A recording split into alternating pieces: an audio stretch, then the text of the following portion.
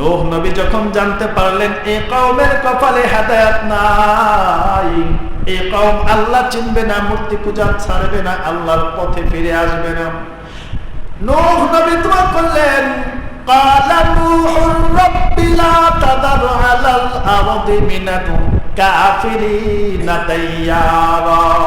ও আল্লাহ, যাদেরকে তুমি বানাইলা তোমার ইবাদতের জন্য, যাদেরকে বানাইলাম নবী চিনার জন্য, নবী চিনল না, তোমাকে মানল না, তাদের একটা জনগোষ্ঠীর একটা লোককেও তুমি ছাড়বা না, সবাইকে তুমি উত্তম শিক্ষা দিয়ে দিবা।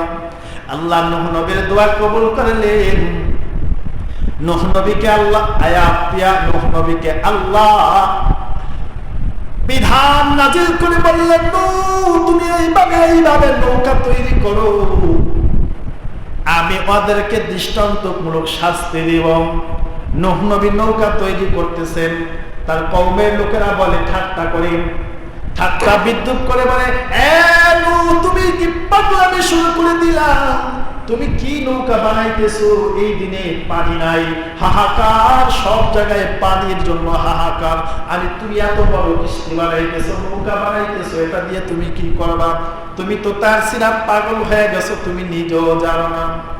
নূহ নবী ডাক দিয়ে বলে, হে কওমের লোকেরা, এখনো সময় আছে আল্লাহর প্রতি ঈমান আনো, এক আল্লাহকে আল্লাহ বলে স্বীকার করো, মূর্তি পূজা ছাড়ো, নচেত যে আযাব আসবে ওই আযাব তোমরা সহ্য করতে পারবা না, ওই আযাব মোকাবেলা করার মতো তোমাদের কাছে কোনো হাতিয়ার নাই।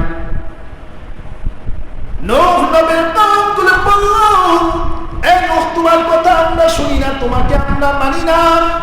নূহ নবীর বানানো বিশাল বড় নৌকার মধ্যে তারা বেয়াদবি করে পায়খানা শুরু করে দিল, বাথরুম শুরু করে দিল। নূহ নবীর কথা শুনলো না, উপহাস করে বেয়াদবি করলো।